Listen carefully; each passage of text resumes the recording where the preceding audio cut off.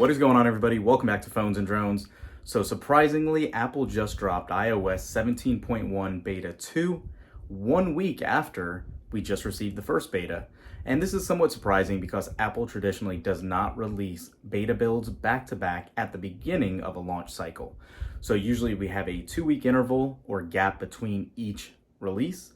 This is surprising. Nonetheless, it's still exciting. And for those of you that follow the channel, we did our initial hands-on and showed you how it was operating. And spoiler alert, we were happy to say we didn't have any additional heating issues that were so rapidly spreading online that Apple has actually addressed at this point in time as well. So having said that, we have our iPhone 15 Pro Max updating. We'll go through the normal song and dance. We'll check the temperature, check the new build number, and see what might have been tweaked and is working better now in this build. For those of you that follow the channel as well, get ready. You'll see watchOS 10.1 dropping very shortly as well if you're in for that one for Beta 2 as well. Let's go. iOS 17.1 Beta 2 just finished installing and it got a little warm this time. Let's jump right into this.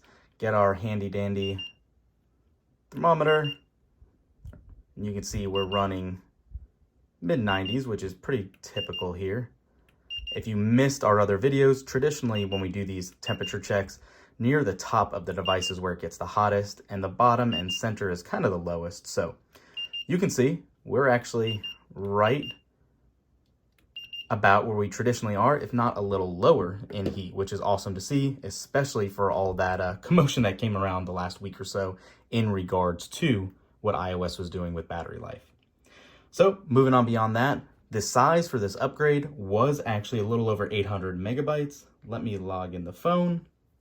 And what you're going to be able to see here is that there is not a lot of new stuff right off the bat. We have the same stuff from the other videos. We have that new favorite icons in music and all that, in Apple Music, I should say. If we go into the feedback app, traditionally this hasn't been updated timely. Let's see if at the time of this is pushed, if we have an update, and we do actually today. Check this out. So iOS Beta 2, release notes. As you can see, they resolved an issue for fixing remote widgets that might render blank or mismatched.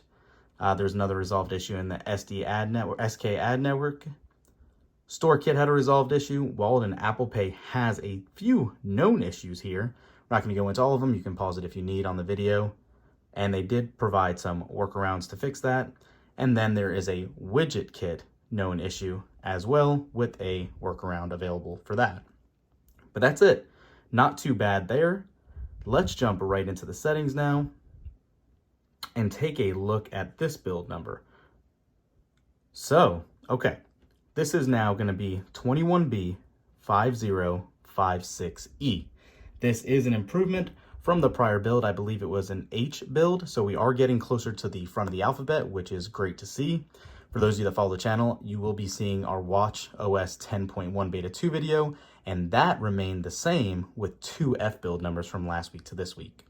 So here, being that it is an E build already, coming only 1 week after the latest release or the last release, that indicates that they are right on track and should be pushing this out in the end of October as they have planned. So obviously today is the 3rd. We are on our 2nd beta already. If they push out another one on the 10th and possibly the 17th, or skipping 1 week in between, the 24th should be our release date for iOS 17.1, fulfilling their obligation of October, like they said, for a number of those new features that have not been implemented here. So if we just jump back into settings too, let's take a look at the actual storage. Make sure this didn't get checked up like it did last year. And nope, you can see system data is still only taking up a little over 8 gigs. iOS 17.1 system file is only 11.4. That's perfectly fine and what you would anticipate to see. Again, just kind of scrolling through, launching some stuff. Let's take a look. CNN, Disney, everything is working very smoothly. I can tell you, I'm not sure if this is going to house the fix for the, we'll say, the Instagram issue or the third-party apps where it was causing the system to overheat.